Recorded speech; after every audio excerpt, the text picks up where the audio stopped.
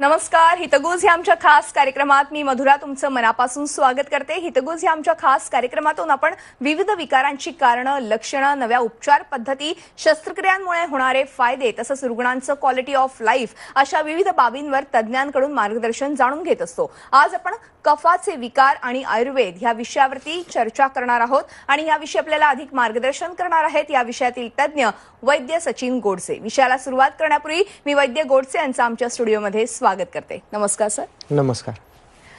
वैद्य गोडसे गेल्या 14 वर्षांपासून आयुर्वेदिक प्रॅक्टिस करतात. श्री विश्वपर्ण आयुर्वेद मल्टी स्पेशालिटी हॉस्पिटलचे ते संचालक आहेत. सध्याच्या काळातील आलेले साथीचे विकार, कमी झालेली रोगप्रतिकार शक्ती, प्रत्येकाच्या मनातील भीती ह्याचा विचार करून रोज औषधी पद्धतीत नवनवीन संशोधन करून त्याचा रुग्णांना लाभ करून दिला जातोय. तसंच आयुर्वेदाचा प्रचार आणि प्रसार करण्यासाठी ते सोशल मीडियावरून व्याख्यानं देखील देतात. तसंच किडनीचे विकार, मधुमेह, हृदयविकार, स्त्री पुरुष वंध्यत्व, मणक्यांचे विकार, संधिवात, आमवात यामध्ये विशेष प्रावीण्य देखील त्यांनी प्राप्त केलंय.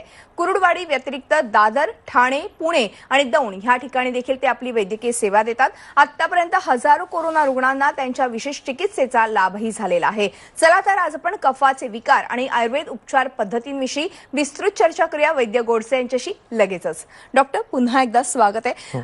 आज आपण कफाच्या विकारांबद्दल तर चर्चा करणार आहोत, मात्र तत्पूर्वी मला एक महत्वाचा प्रश्न विचारायचा आहे. आता आपण बघतोय की ह्या तिसऱ्या लाटेला सुरुवात झालेली आहे. राज्यातही रुग्णसंख्या वाढत चाललेली आहे. बरोबर. आज आपण बघितलं तर हे जे विकार आहेत ते आपल्या इम्युनिटी कमी झाल्यामुळे, म्हणजे रोगप्रतिकार शक्ती कमी झाल्यामुळे होत आहेत. तर अशा परिस्थितीमध्ये आयुर्वेदात काय उपचार पद्धती आहेत की ज्यामुळे आपली रोगप्रतिकार शक्ती वाढेल? कारण की कफाचे विकारही खरं तर रोगप्रतिकार शक्ती कमी झाल्यामुळेच उद्भवतात. तर त्याविषयी छान प्रश्न विचारला तुम्ही. प्रथम सुरुवातीला कफ म्हणजे काय हे सांगेल मी, आणि आत्ताचं जे अनुकूल आपण जे म्हणतो की कफाला आजार वाढवणारे हे वातावरण आहे, त्यातच आपण ज्या काळातून आता सध्या जात आहोत तो काळ म्हणजे की एक कोरोना व्हायरस सारखा आजार, साथीचा विकार गेलेला आहे. दुसरा अजून एक व्हायरस येत आहे, तिसरा येऊ शकतो. म्हणजे अस्थिर हे असं वातावरण होत चाललेलं आहे. तर ह्याच्यामध्ये काय होतं की प्रत्येकाला भीती असते की मला काहीतरी होतं का, काही होईल का, आणि हे प्रत्येकाने अनुभवलेलं पण आहे की कोरोनाच्या काळामध्ये आपण जर पाहिलं तर प्रत्येकाने कोणत्या गोष्टी, आर्थिक हानी असेल, मानवी हानी असेल, प्रत्येक गोष्टीने त्यांना हानी होत गेलेली आहे. आणि आज जर आता परत अजून एकदा एखादा दुसरा व्हायरस आला, त्यात जर का आपण सापडलो किंवा लॉकडाऊन सारखं आता निर्बंध जे लादण्याचं चालले त्यासारखं जर झालं तर काय होऊ शकतं, ह्या भीतीनं प्रत्येक जण आता ग्रासलेला आहे. तर ह्या गोष्टीकडे आयुर्वेद कशा पद्धतीने पाहतं की आपली जी पाहिलेलं असेल आपण की ह्या कोरोनाच्या काळामध्ये की एखादा तरुण असेल तोही त्यातून वाचतो, एखादा वृद्ध असेल तोही त्यातून वाचतो, पण काही ठिकाणी तरुण सुद्धा गेलेले आहेत आणि काही वृद्ध 103 वर्षाचे वृद्ध व्यक्ती तेही कोरोनातून बाहेर पडले. तर ह्याच्या पाठी मग काय कारण असू शकतं? तर आयुर्वेद ह्याच्याकडे ह्या पद्धतीने पाहिलं जातं की ज्याची प्रतिकारशक्ती व्यवस्थित आहे किंवा चांगली आहे प्रतिकारशक्ती, तो वृद्ध जरी असेल तर तो त्यातून बाहेर पडतो. आणि ज्याची प्रतिकारशक्ती, जे मुलं आहेत की व्यसनाधीन गेलेले आहेत किंवा स्मोकिंग वगैरे करण्याची मुलं आहेत, त्यांची प्रतिकारशक्ती खाली किंवा कमी झालेली असल्यामुळे त्यांना त्या कोरोनातून बाहेर पडता आलं नाही, किंवा त्यांचं जीवितहानी त्यामध्ये झालेली आहे. तर अशा वेळी आपण आयुर्वेद कसं बघतं ह्या रोगप्रतिकारशक्तीकडे, किंवा कशा पद्धतीने आपण रोगप्रतिकारशक्ती वाढवू शकतो, किंवा एकदा वाढवलेली रोगप्रतिकारशक्ती जर का आपल्याला व्यवस्थित टिकवून ठेवायची असेल आणि पुढं कोणत्याही आजाराला, म्हणजे एखादा व्हायरस आहे, कोणताही व्हायरस किंवा कोणतीही लाट आली तर त्याला आपण कसं सामोरं जायचं, ह्याच्यासाठी आज हा आपण विषय घेतलेला आहे, कफाचे विकार आणि आयुर्वेद. ह्याबद्दल मी तुम्हाला एक गोष्टी सांगतच जाईल. अगदी खरं आहे आणि फार महत्वाचा विषय, कारण की कफाचं प्रमाण जर वाढलं तर आपल्याला किती प्रकारचा त्रास होऊ शकतो आणि पुढे जाऊन त्याचं किती रूपांतर वेगवेगळ्या आजारांमध्ये होऊ शकतं याबद्दलही आपण विस्तृत चर्चा या कार्यक्रमात करणार आहोत. डॉक्टर, ह्याच अनुषंगाने मला विचारायचे की कफाचे काही प्रकार आहेत का, तर त्याविषयी काय सांगा? बरोबर. शरीरामध्ये आपल्या 3 दोष असतात, वात, पित्त, कफ. त्यापैकी कफ हा दोष आहे. त्या कप जसं आपण बाहेर बघतो ना की हे असतं, म्हणजे सृष्टी उत्पत्ती होते, त्यानंतर त्याचं पालन पोषण केलं जातं आणि त्याचा लय होत असतो. त्याच पद्धतीने आपल्या शरीरामध्ये जे उत्पन्न होतं ते कफापासून केलं जातं, जे पचन केलं जातं, पालन पोषण केलं जातं ते पित्ताने केलं जातं, आणि जे लय केला जातो, जो वात आहे, तो जोपर्यंत चांगला आहे किंवा प्राकृत आहे तोपर्यंत शरीरातल्या सर्व गोष्टी व्यवस्थित होत असतात, आणि एकदा तो प्रकोप झाला की शरीराचा नाश व्हायला सुरुवात होत असते. अशा पद्धतीने कफाचं कार्य होतं.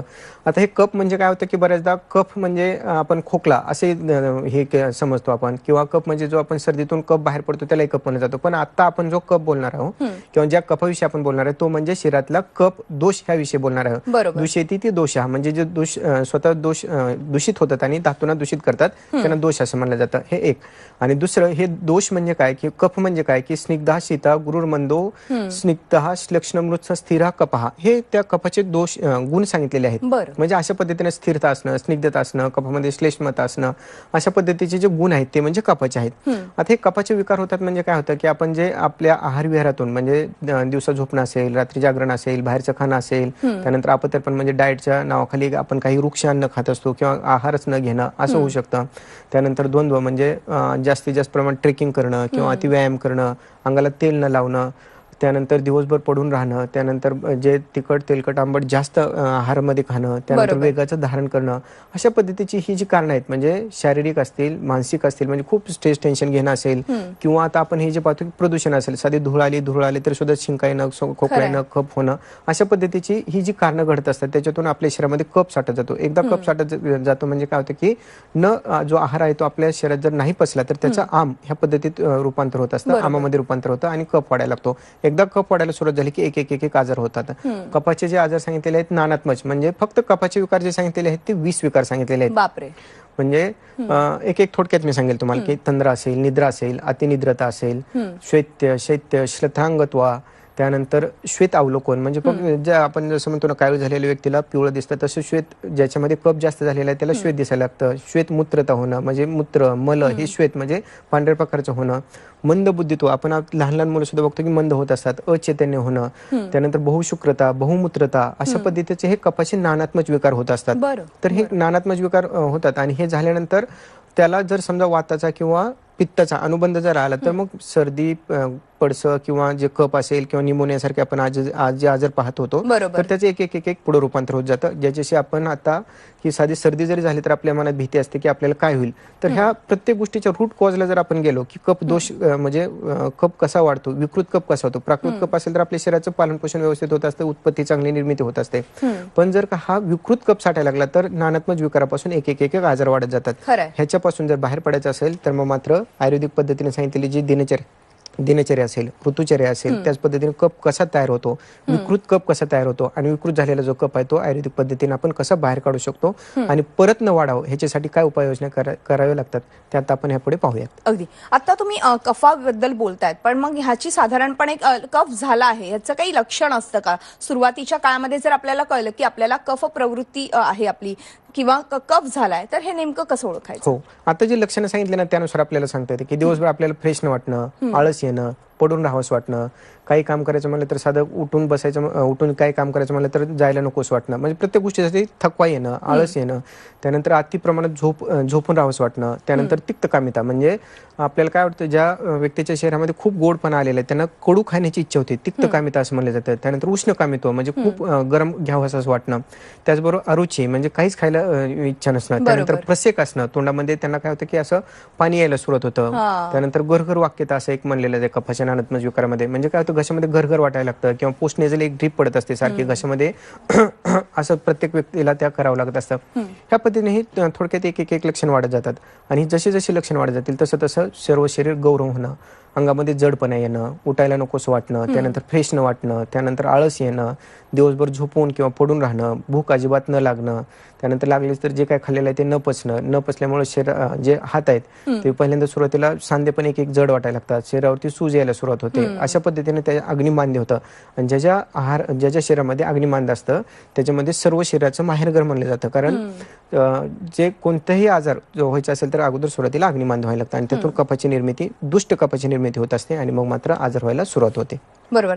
डॉक्टर, आता तुम्ही महत्वाचा मुद्दा सांगितला, मात्र ह्याच अनुषंगाने मला तुम्हाला विचारायचं की वारंवार आजकाल बघितलं तर सर्दी खोकला होण्याचं प्रमाण आधीच्या मानाने जरा जास्तच वाढत चाललेलं आहे. अर्थातच आपण गेल्या 2 वर्षांपासून या कोरोनाच्या काळातनं जातोय आणि या कोरोनामध्ये जर सर्दी खोकला झाला की आपल्याला थोडंसं टेन्शन येतं की हे कोरोना तर नाहीये ना, किंवा आत्ताच आलेला हा ओमिक्रॉन व्हेरियंट. तर ह्यामुळे काय होतं की वारंवार जर सर्दी खोकला होत असेल तर त्याचे पुढे जाऊन दूरगामी परिणाम देखील होत असतात. तर ह्याबद्दलही मला जाणून घ्यायचे आणि त्याचबरोबर ह्या कफाचं नेमकं निदान कसं केलं जातं त्याविषयी काय सांगाल? छान. तर पहिल्यांदा काय होतं की छोटी छोटी साधी सर्दी खोकला झाली तरी आपण जो तुम्ही म्हणता त्या पद्धतीने प्रत्येक जणाच्या मनामध्ये भीती असते की मला सर्दीच होणे, मला खोकलाच होणे, कारण थोडं जरी त्रास झाला तर हे होऊ शकतं का, पुढे जाऊन काय निमोनियासारखा किंवा कोरोनासारखा आजार होऊ शकतो का. तर ह्यासाठी काय होतं की पहिल्यांदा तो आजारच आहे का हे पाहिलं जातं आयुर्वेदिक पद्धतीने, त्याचं दर्शन स्पर्शन प्रश्न ह्या पद्धतीने त्याचं निदान केलं जातं. कारण काय होतं बऱ्याचदा आजार एकीकडे असतो आणि लक्षण स्वरूप सुद्धा ते होऊ शकते. एक छोटंसं उदाहरण देतो मी तुम्हाला की आपल्याकडे एक 15-16 वर्षाचा छोटा मुलगा होता, 15-16 वर्षाचा मुलगा होता, पुण्यामध्ये ओपीडीमध्ये आला तो. ज्यावेळी आपण त्याला चेक केलं त्यावेळी त्याच्या मित्रांकडून त्याला सारखं बोललं जायचं की तुला सारखी सर्दी होते, सारखं त्रास होते, त्यामुळे तू आमच्या जवळ येऊ नको. म्हणजे त्याला त्या मित्रांपासून सुद्धा त्याला टाळलं जायचं. अशा पद्धतीने त्याची कंप्लेंट होती. मग आपण ज्यावेळी त्याला चेक केलं त्यावेळी त्याचं पोट व्यवस्थित साफ होत नव्हतं. त्याचा जो आजार होता त्याचं निदान आपण केलं होतं पक्वशयवात. आणि ह्याचं जे लक्षण सांगितलेलं सर्दीचं ते त्या ठिकाणी सांगितलं. जर वेग धारण केलं शकृतः पिंडकोदोष प्रतिशाय शिरोरोजा, म्हणजे जर मल आणि मूत्र ह्याचं वेग धारण जर केलं तर सर्दी हे होते. त्या मुलाची आपण ह्या पद्धतीने ट्रीटमेंट केली आणि साधारण 1.5 ते 2 महिन्यामध्ये त्याला पूर्ण म्हणजे पोटाचा तर त्रास त्याचा गेलाच गेला, पण सर्दीचाही त्याचा कायमचा त्रास आपण घालू शकलो. म्हणजे की छोट्या छोट्या गोष्टी असतात त्याचं जर निदान आपण आयुर्वेदिक पद्धतीने केलं तर त्याची ट्रीटमेंट ही आयुर्वेदिक पद्धतीनेच होते. आणि आयुर्वेदिक पद्धतीने जर एकदा त्याचं निदान केलं, आयुर्वेदिक पद्धतीने ट्रीटमेंट केली तर त्याची समूळ आपण नाश करू शकत असतो. त्यामुळे सर्दीसारख्या किंवा खोकल्यासारख्या आजारासाठी आपण न घाबरता आयुर्वेदिक पद्धती किंवा आयुर्वेदिक वैद्याकडे जाऊन त्याचं निदान केलं पाहिजे. आणि अशा पद्धतीने जर का निदान केलं तर त्याची चिकित्सा ही समूळ होऊ शकते. बरोबर आहे. अर्थात आता डॉक्टर तुम्ही फार महत्वाचं सांगितलं, कारण की बऱ्याच असं होतं की सर्दी खोकला झाल्यावरती आपण साधारणपणे औषधं घेतो, मात्र घरगुती उपायही आपण करू शकतो आणि आयुर्वेदामध्ये असे घरगुती उपाय सांगितलेले आहेत. ह्याबद्दलही मला जाणून घ्यायचंय. मात्र एकूणच जर कफाचे विकार झाले तर आपण नेमके काय उपचार करायचे, आयुर्वेदात काय उपचार पद्धती सांगितल्यात त्याविषयी काय सांगाल? छान. एक छोट्या छोट्या गोष्टी सांगेल मी तुम्हाला की हे पद्धतीने आपण साधारण राहण्याची जी पद्धत आहे ना ही थोडीशी बदलली तर मग मात्र कफाचे आजार हे होणार नाहीत. पहिल्यांदा काय करायला पाहिजे की सकाळी लवकर उठलं पाहिजे, त्यासाठी रात्री लवकर झोपलं पाहिजे. ब्राह्मी मुहूर्ती उत्तिष्ठो स्वस्थ रक्षार्थम आयुष्य असं म्हणलं जाते. ब्राह्मी मुहूर्तावर म्हणजे साधारण 5:30च्या दरम्यान आपण उठलं पाहिजे. उठल्यानंतर अंगाला तेल लावलं पाहिजे. बऱ्याचदा काय व्यायाम केले जातात भीतीमुळे किंवा काय डायबिटीज झाल्यानंतर डॉक्टर सांगतात की आता व्यायाम करायला जायला पाहिजे किंवा जिममध्ये मुलं बरेच व्यायाम करत असतात, पण अंगाला जर तेल लावलं अभ्यंगम आचरत नित्यम सा जरा श्रम वात हा, म्हणजे तो शरीरात वाढलेला वात जर कमी करायचा असेल त्या व्यायामानं तर अंगाला तेल लावलं पाहिजे, म्हणजे अभ्यंग केलं पाहिजे. अभ्यंग आचरत नित्यम अशा पद्धतीने तेल लावलं पाहिजे. त्यानंतर व्यायाम केला पाहिजे. व्यायामामध्ये सूर्यनमस्कार केले पाहिजे. सूर्यनमस्कारानंतर रोज साधारण कपालभाती, अनुलोम विलोम आणि भस्त्रिका ह्या पद्धतीने जर का व्यायाम केला तर बऱ्याच गोष्टी ह्या कपाच्या शुद्धी होत असते, कारण हे शुद्धीचे प्राणायाम सांगितलेले आहेत. त्याचबरोबर समजा अनुलोम किंवा कपालभाती ह्याच्यासोबत तुम्हाला जर ब्रिस्क वॉकिंग साधारण 3 किलोमीटर जर का आपल्याला चालणं झालं शक्य तर कपाचा कोणताही आजार होणार नाही. त्याच्यानंतर आहाराचं सकाळ सकाळ बऱ्याचदा लहान मुलांना पण आई त्या खूप भरवत असते, खायला देत असते की सकाळ सकाळ झाली किंवा शाळेत मुलांना जाण्यासाठी ब्रेड बिस्किट बेकरी आयटम दिले जातात किंवा दुधामधून चिकट जे प्रोटीन पावडर म्हणून आपण देतो त्याने भरपूर कप वाढत असतात. तर हे पहिल्यांदा बंद केलं पाहिजे. त्या मुलाची ज्यावेळी भूक लागेल त्यावेळी त्याला खायला द्यायला पाहिजे. कारण नंतर मग हे मंदबुद्धी तो आपण जो सांगितलं तो नानात्मक विकारामध्ये अशा प्रकारचं होऊ शकतं. त्यानंतर भूक लागल्याने सकाळी एकदा 9 ते 1च्या दरम्यान, संध्याकाळी 5 ते 7च्या दरम्यान, रात्री झोपताना जर का त्रिफळा चूर्ण मधासोबत घेतलं आणि सकाळी वच्चा चूर्ण हे मधातून चाटलं तर कोणताही कफाचा आजार होत नाही. जरी झाला तर मग मात्र ह्याच्यासाठी जी ट्रीटमेंट आहे ती त्याच्या पुढचा भाग येत असतो. त्या व्यक्तीमध्ये ह्या पद्धतीने जर का व्यायाम करून त्याची प्रतिकारशक्ती व्यवस्थित राहत असेल तर मग मात्र कोणत्याही गोष्टीची त्याला औषधाची गरज लागत नाही. तरीही जर का समजा घ्यायचंच असेल तर बऱ्याच व्यक्तींना आता आपण पाहिलं की कोरोनाच्या कालावधीमध्ये काढा सांगितला आणि बऱ्याच जणांना काढ्याने उष्णता वाढणं किंवा हे होणं, मुळव्याधासारखे त्रास होणं, असं ह्या गोष्टी जर टाळायचं असेल तर आयुर्वेदाचं जे म्हणणं आहे ते थोडक्यात मी तुम्हाला सांगेल की प्रत्येकासाठी जो एखादी गोष्ट सांगितली तर ते प्रत्येकालाच लागू होईल असं नाही. कारण काढ्यातले जे उष्णद्रव्य ते पित्ताच्या व्यक्तीला सहन होणार नाही, वाताच्या व्यक्तीला सहन होतील पण त्याचा त्रास होणार नाही आणि कफाच्या व्यक्तीला मात्र ते सहन किंवा सूट होऊ शकतं. तर ह्याच्यासाठी सगळ्यांसाठी उपयोगी पडेल असं एक ग्रीन टी मी तुम्हाला सांगेल की ज्याच्यामध्ये पुदिना असते, तुळस असतं, त्यानंतर गवती चहा असतो आणि त्यानंतर गुळवेल. हे 4 पदार्थ माफक प्रमाणात त्यामध्ये दालचिनी गुळवेल माफक प्रमाणामध्ये त्यामध्ये दालचिनी टाकली आणि 1 वेलदोडा टाकला, उकळून घेऊन त्यामध्ये थोडासा गुळाचा वापर केला. तर ह्या पद्धतीने हा जो ग्रीन टी जर आपण घेतला तर मला वाटतं की सर्दी खोकला किंवा पडसं ह्या गोष्टीतून आपण पूर्णपणे मुक्त होऊ शकता. काढ्याच्या नावाखाली आता जे मी सांगितलं ते उष्ण पदार्थ हे पित्ताच्या व्यक्तींना चालणार नाहीत. हा काढा मात्र रोज आपण घेऊ शकता. बरोबर. हा सकाळ संध्याकाळ 2 वेळा घेतला तरी चालू शकतो. अगदी म्हणजे ग्रीन टी सारखा खरं तर आपण घ्यायला हरकत नाहीये. डॉक्टर आता तुम्ही हे निदानाबद्दल सांगितलं तर मग एकूणच म्हणजे चिकित्सेबद्दल सांगितलं तर ह्या चिकित्सेनंतर मला अजून एक महत्वाचा प्रश्न विचारायचा आहे की कफाचे विकार आणि इम्युनिटी पॉवर ह्यामध्ये म्हणजे ह्यांचा काही परस्पर संबंध असतो का आणि तो कसा काय? बरोबर. ज्यावेळी शरीरामध्ये कफ साठत जातो त्यावेळी आपण मागे सांगितल्या पद्धतीने की शरीर सुस्तावतं, म्हणजे थंड होत जातं, त्यानंतर आळस जातो, त्यानंतर प्रत्येक हालचाल म्हणजे प्रत्येक हालचाली कमी कमी होत जाते. तर ह्या शरीरामध्ये साठलेला जो कप असतो, समजा सांध्यामध्ये जर कप साठला, विकृत कप जर साठला तर तो त्या ठिकाणी बसत नाही, त्या हाडाची झीज करत जातो. त्यामुळे ह्या सर्व शरीरातल्या आमाचं पाचन केलं जातं आणि त्यानंतर शोधन केलं जातं, म्हणजे सर्व शरीरातलं दीपन पाचन केलं जातं. या कपाची चिकित्सा झाली. त्यानंतर शोधन म्हणजे उलटी वाटे वमन केलं जातं, त्याचबरोबर विरेचन केलं जातं आणि त्यानंतर हा जो वाढलेला कफ किंवा पित्त ह्याचं परत अनुलोमन व्हावं म्हणून बस्ती केल्या जातात. अशा पद्धतीने पंचकर्म केलं जातं. पंचकर्म केलं जातं म्हणजे काय केलं जातं, त्या शरीराची पूर्णतः शुद्ध केली जाते किंवा डिटॉक्सिफिकेशन केलं जातं. ह्यानंतर काय होतं की आपली प्रतिकारशक्ती वाढत असते. पण ही वाढलेली प्रतिकारशक्ती जर आपल्याला व्यवस्थित ठेवायची असेल तर त्या व्यक्तीच्या प्रकृतीनुसार आयुर्वेदिक तज्ञ काय करत असतात, रसायन औषध देत असतात. समजा आता पित्ताचं असेल तर भार्गवली ह्यासारखं औषध दिलं जातं किंवा कफाची एखाद्या व्यक्तीची प्रकृती असेल तर त्यांना पिंपळी 64 पिंपळी हे रसायन दिलं जातं. अशा पद्धतीने त्यांना रसायन दिलं जातं आणि त्यांची जी प्रतिकारशक्ती ती टिकून ठेवली जाते. म्हणजे काय होतं की एकदा पंचकर्म केल्याने त्या प्रतिकारशक्ती जर वाढवून दिली आपण तर ती टिकून ठेवण्यासाठी रसायन चिकित्सा ही उपयोगी पडत असते. आणि त्याच पद्धतीने शमन औषधं त्या व्यक्तीच्या ह्याच्यानुसार शमन औषधं. पण हे सर्वांसाठी कॉमन जे सांगितले आहे ते त्रिफळ चूर्ण रात्री मधासोबत जर घेतलं तर मात्र त्यांची प्रतिकारशक्ती ही टिकून राहायला मदत होत असते. बरोबर. आणि अर्थातच आपण हे सगळे छोटे छोटे उपाय जर केले घरगुती नक्कीच त्याचा फायदा होणार आहे. मात्र ज्यांना कफाचा वारंवार त्रास होत असेल त्यांनी नक्कीच खाली दिलेल्या नंबरवरती संपर्क साधायला हरकत नाहीये. वैद्य गोडसे याच्यावरती खूप चांगल्या पद्धतीने चिकित्सा करतात आणि या चिकित्सेच्या माध्यमातून आतापर्यंत अनेकांना त्याचा फायदा देखील झालेला आहे. या कोरोना काळातही त्यांनी अनेकांवरती चिकित्सा केलेली आहे आणि त्याचा नक्कीच त्यांना फायदा झालाय. आपण खाली दिलेल्या नंबरवरती संपर्क साधू शकता. तसंच कुरुडवाडी बरोबरच पुणे, दादर, ठाणे ह्या ठिकाणी ते आपली सेवा देतात. त्याचबरोबर दौंड ह्या ठिकाणी देखील रुग्णसेवा त्यांची असते. तर खाली दिलेल्या नंबरवरती तुम्ही संपर्क साधा. वेगवेगळ्या दिवशी ते तिथे उपस्थित असतात. तर नक्कीच तुम्ही संपर्क साधून अपॉइंटमेंट घेऊ शकता. डॉक्टर, आपण एक छोटासा ब्रेक घेऊ आणि ब्रेक नंतर अशी चर्चा पुढे चालू ठेवूया. तेव्हा हितगुजमध्ये वेळ झाली एका छोट्याशा ब्रेकची. कुठेही जाऊ नका, पाहत राहा आमचा खास कार्यक्रम हितगुज.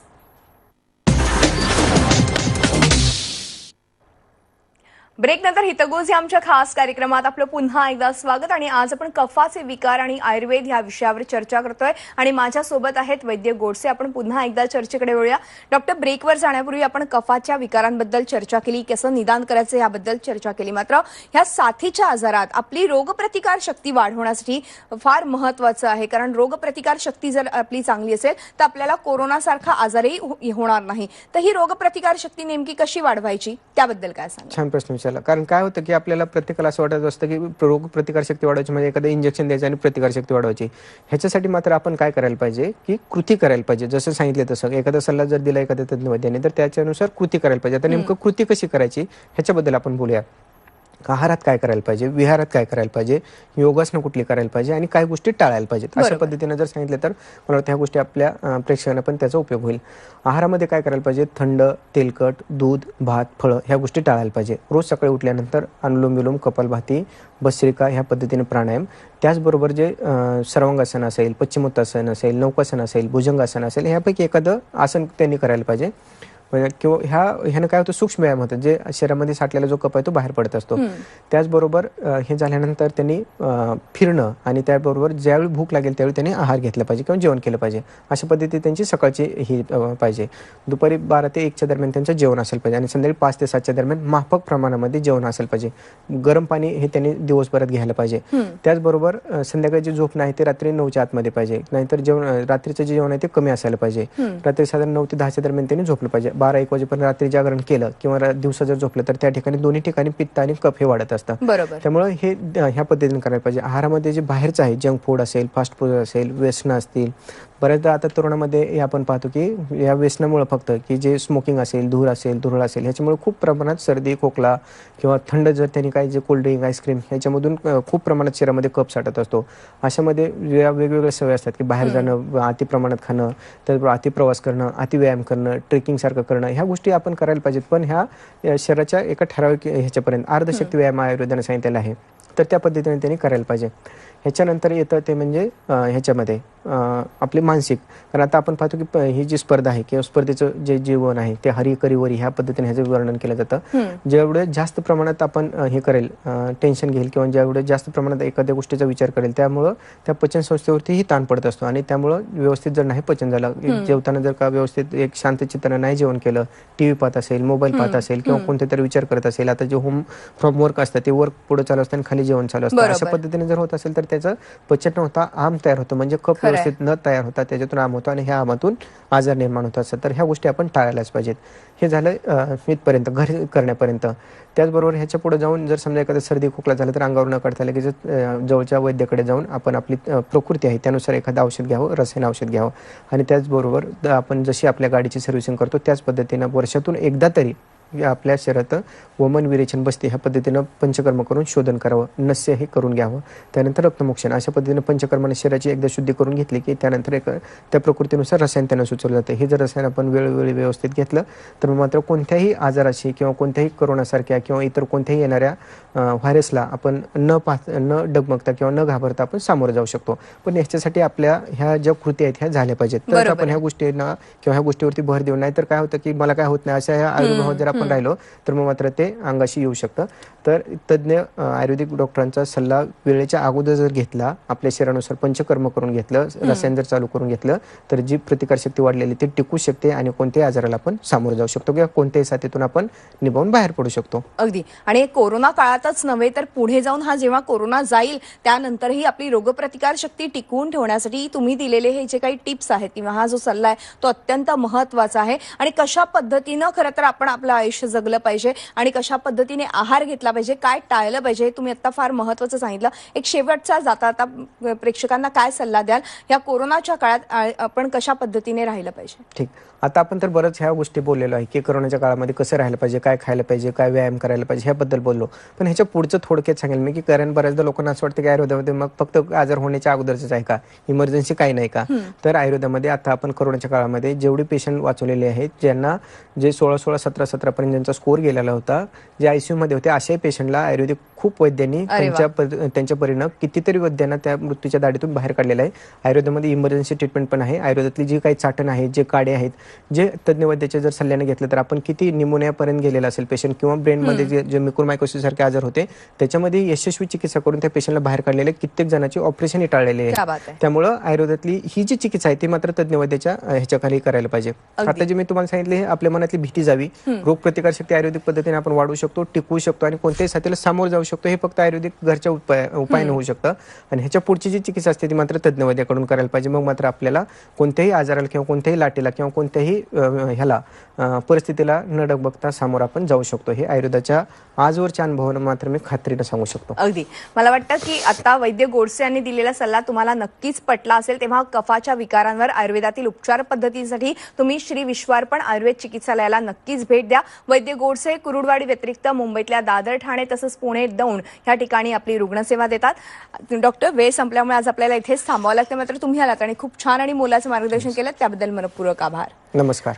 चला तर आज आपण हितगुजमध्ये आज इथेच थांबूया. उद्या पुन्हा भेटूया एका नव्या विषयासह ह्याच कार्यक्रमात. तेव्हा पाहत राहा आमचा खास कार्यक्रम हितगुज.